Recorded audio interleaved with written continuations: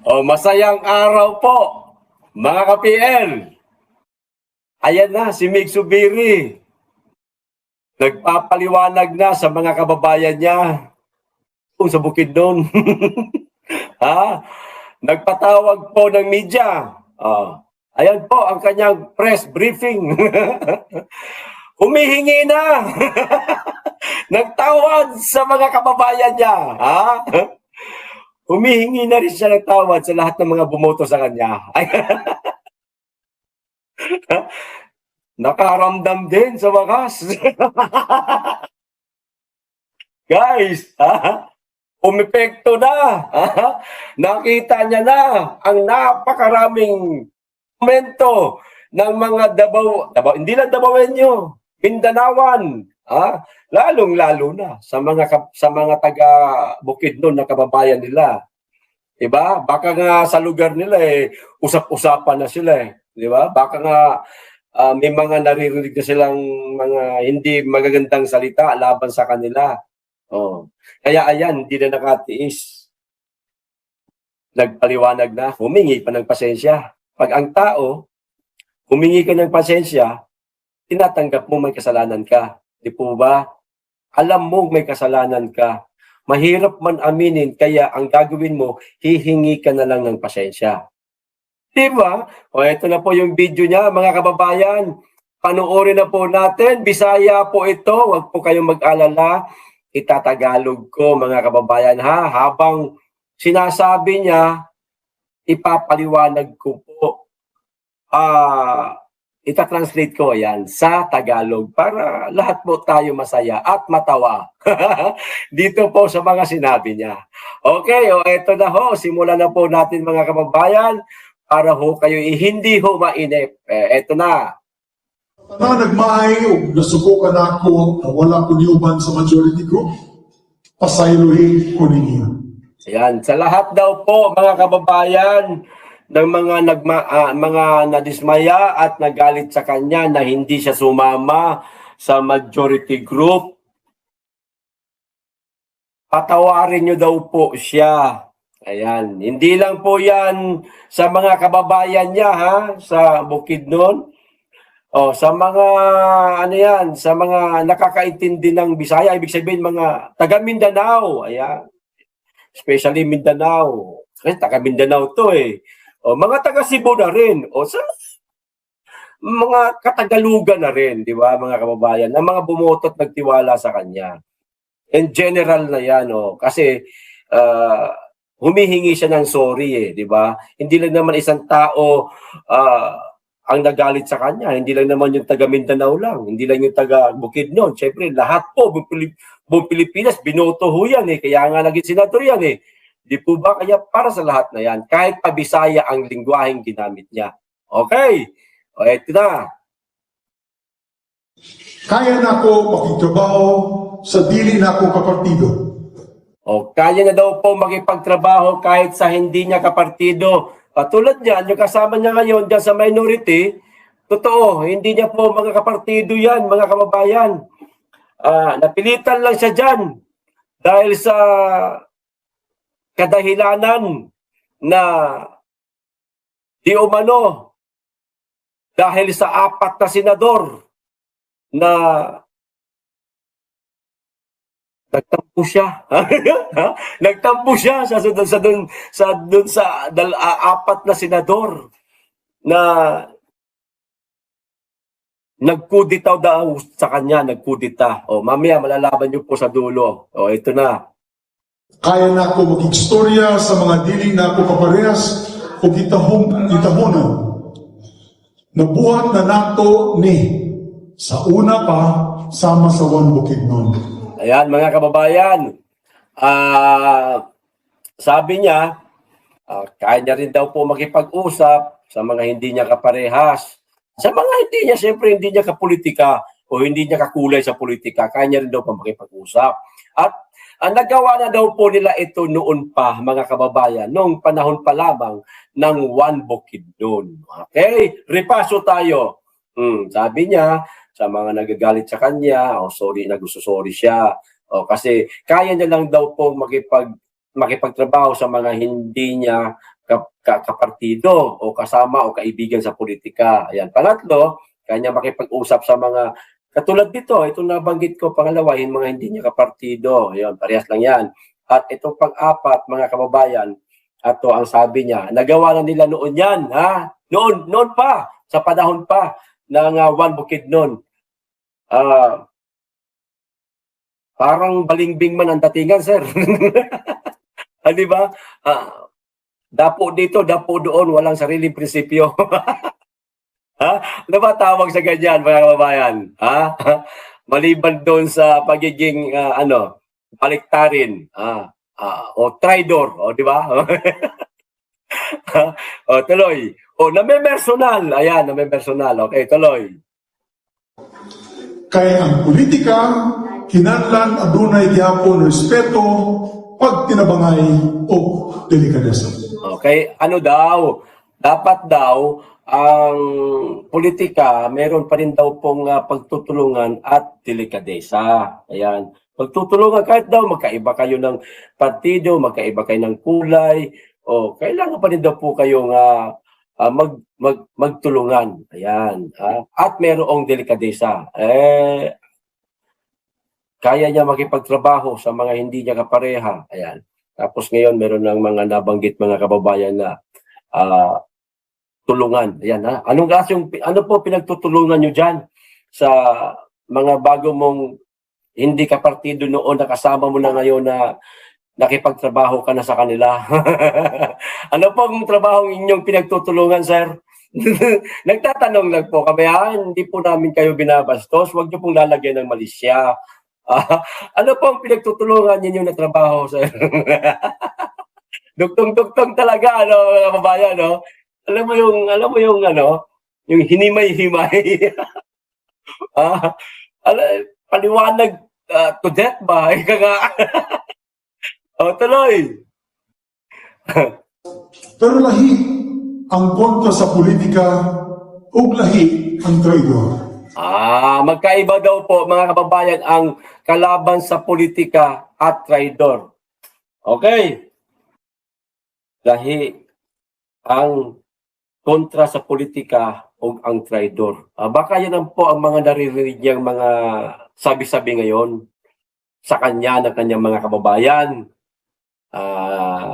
dyan sa Bukidnon at unang publiko. Ayan, mga kababayan. Baka yan ang naririnig niya, no? Traidor ka, Migs! Oh, diba? Dumikit ka sa mga Duterte, tinulungan ka ng mga Duterte, traidor ka, Migs. Oh, diba? Ganon ba, diba? Mga kababayan. Tapos, ano pa nga yung isang sinabi niya? Kalaban sa politika at traidor. O, so, parang pinapalabas nitong si Senator Mig Zubiri, mga kababayan, na wala sa kanya yung dalawa na yan. Wala siya yan. Kayo, mga kababayan, ano pong masasabi nyo? Baka yan siguro ang mga narinig niya kasi. Kinakalaban mo na ang mga Duterte, Migs, traidor ka, ayan, mga ganon, di ba? Yung dalawa na yan. Kasi nabanggit niya dyan O, tuloy. Ug lahi ang traidor. Katong nisaad, pero nagtalikod sa panahon na kinahanglan ng barugan ang ilang gisulti, mao ka na ang bugat. Katong Senate President pa ko, na ay mga kauban ako na nitanaw diretso sa akong mga mata ug nisaad ka na ako. Ayan. Nung Senate President pa lang daw siya, mga kababayan, meron daw mga senador na mga nangako sa kanya. Tumingin daw sa mata niya, harap-harapan at nangako sa kanya. Ayan, okay? Malalim na Bisaya yun. Tuloy. Apil usab sa katong akong birthday celebration sa Bukidnon. O kasama daw po doon sa birthday celebration sa Bukidnon. Yatong 2024 na Ben and Ben concert. Yung Ben and Ben concert noong 2024. Ito sa atong stadium sa Malaybalay. Sa stadium sa Malaybalay, Bukidnon. Napagani dito nag-ingon, hantod sa kamatayon ang akong suporta kay Senator Mig Zubiri. Ayan, meron pa daw nagsabi, hanggang sa kamatayan ang aking suporta kay Mig Zubiri. Ayan. Meron daw nasabing ganyan. Ano, na politiko, siguro mga tao rin siguro na mga dikit sa kanila na ngayon bumaliktad na, nainis na sa kanya. Tuloy. Napay nagsulti na he's the best Senate President ever. Pero wala pa gani tulo ka semana. Oh. Pero meron pa daw nagsabi na siya ang pinaka-the best na Senate President. Pero wala pa daw 3 linggo, o eto tuloy, Media na sila kanako. umalis na sila sa akin. Iniwan nila ako. Ayan. Ni Saad man ang ako amigo, ako kumpadre na si Bato de la Rosa. Ayan. Nangako uman ang aking kaibigan at ang aking kumpadre na si Bato de la Rosa. Ala, binanggit na, pinangalanan si Bato, mga kababayan. Hindi lang si Bato yan, mga kababayan ha. Tandaan nyo, hindi lang si Bato kasi 4 yan eh. Na senador eh. Isaad po ang akong amigo na Senator Bongo. Ayan, pati si Bongo. Nangako din daw po sa kanya. O, di ba? Dalawa na. Bisa gani si Senator Amy Marcos, ni Saad po. Si Amy Marcos din daw po. Nangako na susuportahan siya. Ayan, nako. Away na to. Nag-name drop na, mga kababayan. Pero ang tinuod, kung wala kong gibiya sa aupat at that time, dili ko matangtang isip Senate President. Wala siyang nasabing ika-4, mga kababayan ha. Pero nasabi niya po dito sa video na kung hindi daw po siya iniwan nitong 4, hindi siya matanggal sa pagka-Senate President. So, nagdadamdam pala itong mamang ito, guys. May hinanakit si Kuya. Ha? May hinanakit? Malay mo, sir. Baka yung 4 na yan, natunugan ka na dumidikit ka na sa mga nasa listahan ko, no? Ayan, ha? Kaya itong 4 na mayroong prinsipyo, iniwan ka. Hindi ka nagustuhan ng pamumuno mo sa pagiging Senate President kasi baka napapalapit ka na sa mga bangag. Siyempre, pag Senate President, liligawan yan talaga ng ng Palasyo Malacanang, mga kababayan. Para mahawakan sa liig. Di ba? Hawakan sa liig. Siyempre, may ang mga paambun yan. Ako po, posibleng wala. Trabaho yan eh. Di ba? Baka lang natutulugan itong 4 na ito. Itong 4, Duterte talaga ito eh. Kahit pa ako, medyo tagilid ako dyan kay Amy. Tagilid talaga ako dyan eh. Nagustuhan lang natin yung mga sinabi niya. Dami niyang mga pasabog.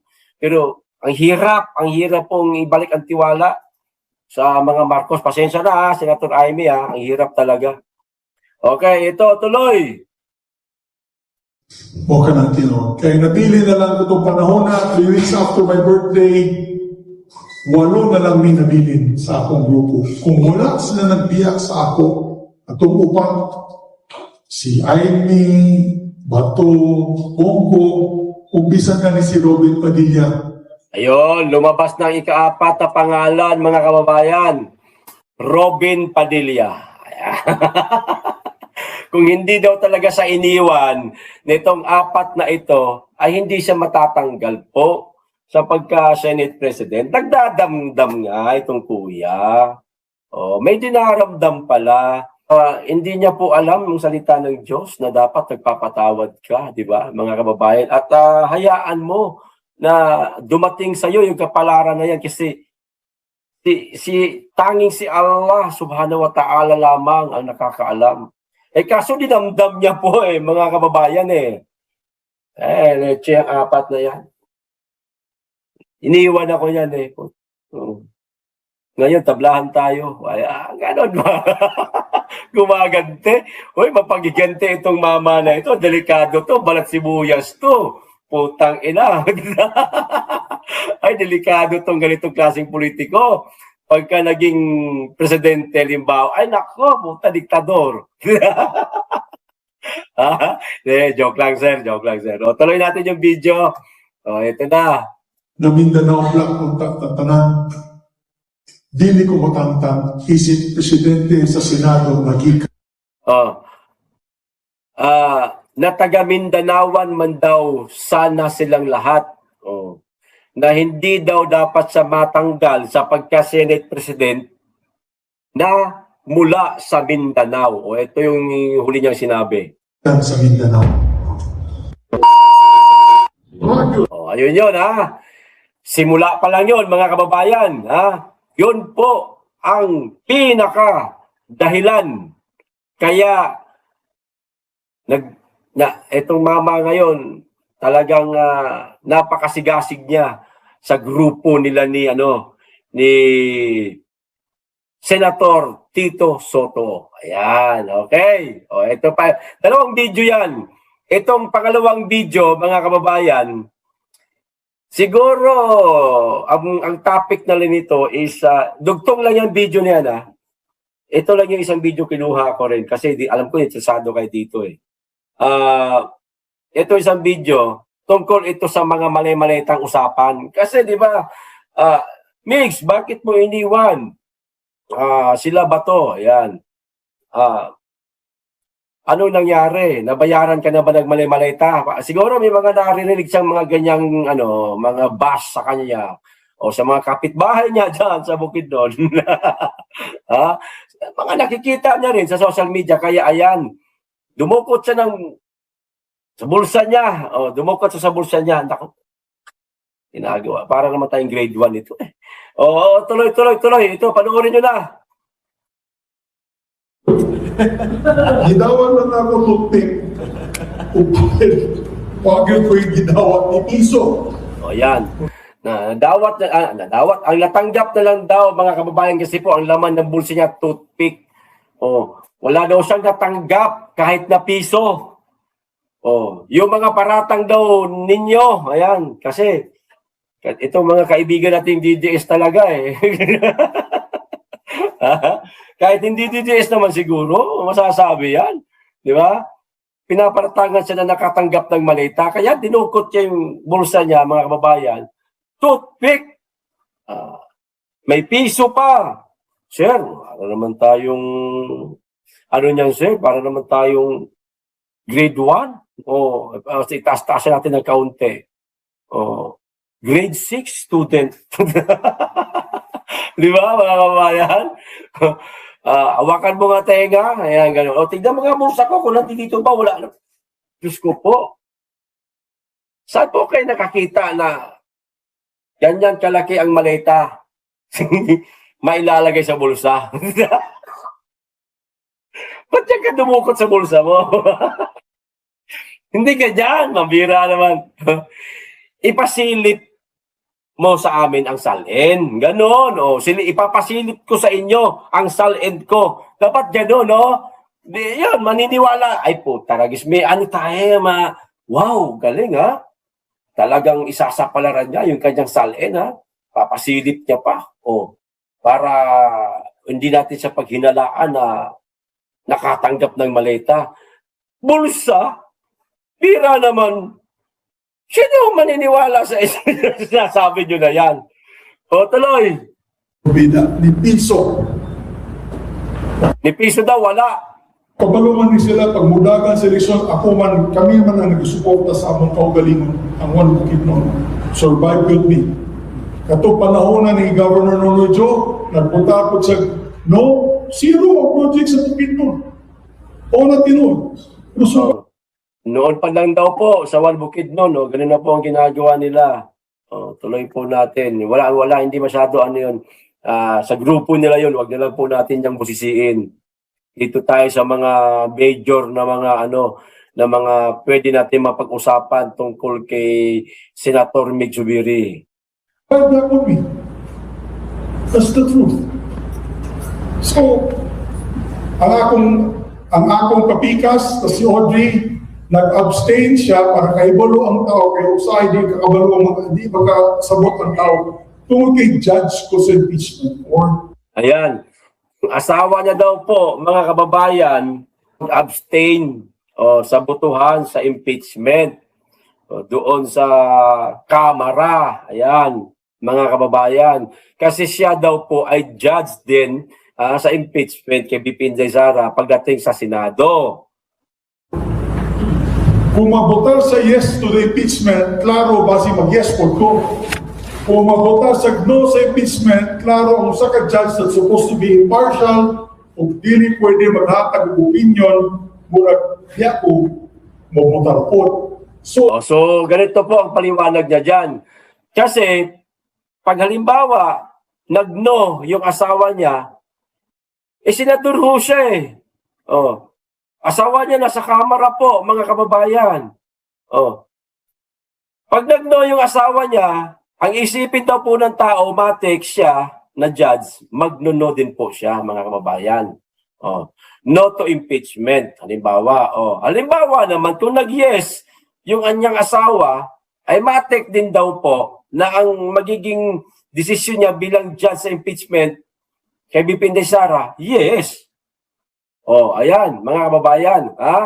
So yan po ang paliwanag niya. So, ngayon pa lang, alam na po natin yung sagot niya pagdating sa impeachment ni BP Inday Sara, mga kababayan.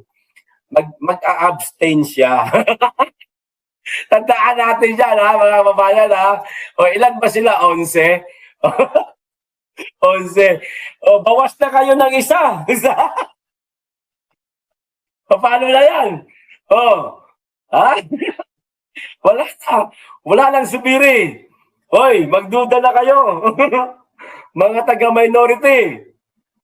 Alam na natin ang sagot niya. Kasi nga naman daw, pag nag-no yung asawa niya, matik, no din siya. Pag nag-yes yung asawa niya, ganoon din siya. Di ba? Abstain. Bawas na lang isa. Minority.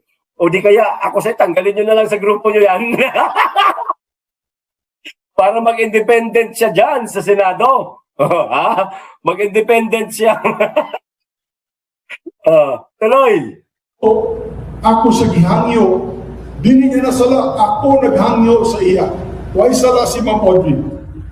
Ako naghangyo sa iya na mag-abstain kay imong bana sa judge of the impeachment court. Diba? Alam niyo, ang kulang na lang sa abstain na boto. Para sa akin pag nag-abstain ang boto, gusto mo makasiguradong oo ako o yes ako. Anong gusto mong gawin mo? Gawin mo. Anong gagawin? Malitahan mo ko. Di ba? Mga kababayan. Pero joke lang. Joke lang, sir. Hindi ko po sinasabing kayo yan. Marami naman pong nag-abstain no? Sabi naman, hindi naman po kayo yan. Hindi naman po ibig sabihin yung asawa niyo o ninyo ang pinatutungkulan ko. Di po ba, mga kababayan? Tuloy po natin yung video. Dahil sa ako, delikadesa.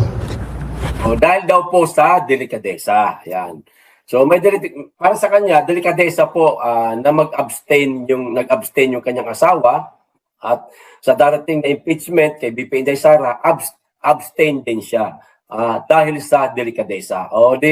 Sure na yan abstain na siya, taga-minority. 10 na lang kayo. Patay tayo dyan. Bawas na kayo ng isa, tuloy. Correct, Judge? Yes. Mga judge, lawyers, abogado niya. Mo na tinod. So, ayaw ko sila kung tayo supong kay Ma'am Audrey. Sinday Audrey, pinakabuutan na na congresswoman or ida o gabi ka kanang pugi o bisita sa barangay, alangga niya makatawag sa 3rd district. Huwag niyo lang daw po, mga taga Bukidnon, huwag niyo lang daw po masyadong, inaaway yung kanyang may bahay. Kayo naman sabi nga sa inyo, nakakarinig na po na hindi maganda yan yung mag-asawa na yan, mga kababayan, yung may kabiyak niya. Tsaka ito si Mig Subiri, baka pati mga anak nila. Pariente, kapatid, baka nakakarinig na ng hindi maganda. Baka mismo sa public place, nasisigawan na. Asawa mo! Mga gano'n, alam niyo yun. Di ba? Alam ng mga Pilipino, matatapang eh, di ba? Matapang, kung ano ang gusto sabihin, sasabihin yan. O, di ba? Ganun ang Pilipino eh. O. Kaya ayan, mga kababayan, nagpa-press briefing siya. O, tuloy po natin, meron pa oh. So, gikan na sa ako na magpa-abstain siya to judge or impeachment. It is the most delicadeza thing to do. Okay, inulit na lang po yung sinabi niya. Siya daw po mismo, ayan, ang may utos niyan sa kanyang asawa. O, wag niyo daw pong sisihin mga taga-Bukidnon. Si, si Congresswoman Zubiri, ayan ha. Wag niyo daw pong relax lang. Kasi palangga na daw kayo dyan. Palangga, mahal na daw kayo, ayan. O kayo lang po ang makakasagot yan, mga taga Bukidnon, Kasi talagang itong press briefing niya Bisaya ang lingwaheng ginamit eh. So 100% para sa inyo talaga ito. O at saka sa lahat na rin siguro ng mga kababayan natin. Hindi lang sa mga Bisaya. Sa darating po na impeachment kay Inday Sara, umasa po tayo na abstain din po ang isasagot niya.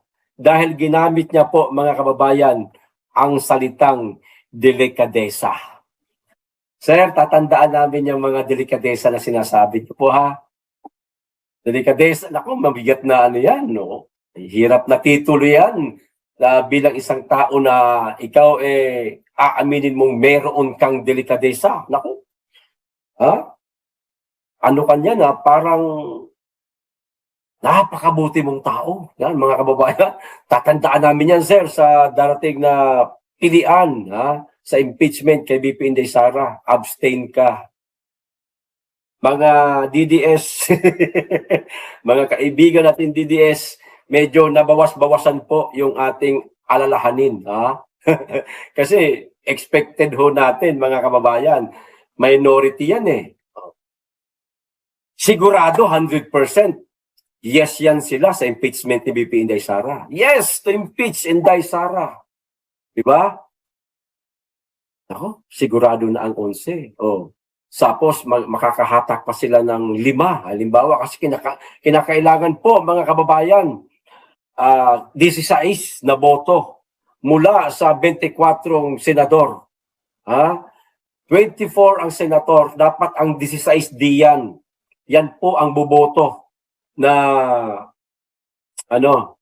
para sa impeachment ni BP Inday Sara. 16. Pag hindi po umabot ng 16, hindi po may impeach si Inday. Tuloy ang ligaya nating mga DDS sa 2028. Di ba? Sabi nga ni Drilon, pag hindi na-impeach si Inday sa Senado, tapos na ang boxing. Presidente na siya sa 2028. O ayan. 11. Nag-abstain pa yung isa. Mag-a-abstain pala. Mag-a-abstain pala yung isa. Palang yung isa. Wala na. So, kailangan nila kumuha po ng tawag dito, anim na sa mga senador sa kabila. 11 ho sila ngayon O ilan po ba kailangan para maging 16 sila? 5. So kukuha siya nilang 5. Gigipitin nila itong 5 senador. Tulad ng mga ginagawa ngayon na kinakasuhan na. Ang sumurrender dyan sa kanila, mapupunta po sa grupo nila Migs. Magiging counted po yun na boto para sa impeachment ni BP Inday Sara. Paano nila ngayon hahanapin yung 5 na yan? Diskarte na po nila yan. Kaya baka kinakasuhan na ngayon itong iilan dyan sa majority. Baka ito yung dahilan. Kinakailangan nilang kasuhan para bumaliktad na lang. Makakuha ho sila ng 5 ka senador mula sa majority. Pero halimbawa, mabuo man silang 16 kasama si Migs, mga kababayan, malabo pa rin ma-impeach si BP Inday Sara. Kasi halimbawa, kung kompleto sila ngayon 16, tapos magkukudita ulit, siyempre, di ba? Magkakaroon ulit ng kudita.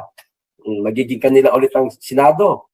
Pagdating sa botohan sa impeachment ni Sara, hindi Sara, matik, talo ang minority. Wala, kasi kunwari nga, nagkakudita na eh. Mag-a-abstain siya eh.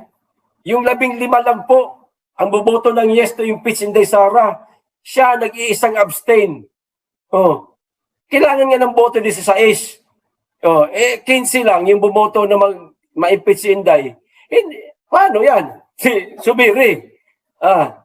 Sinabi niya talaga So ngayon alam na ng mga minority ito ng mga kasamahan niya ngayon. Ano kaya ang nasa isip? Hindi nag-iisip tong mama to.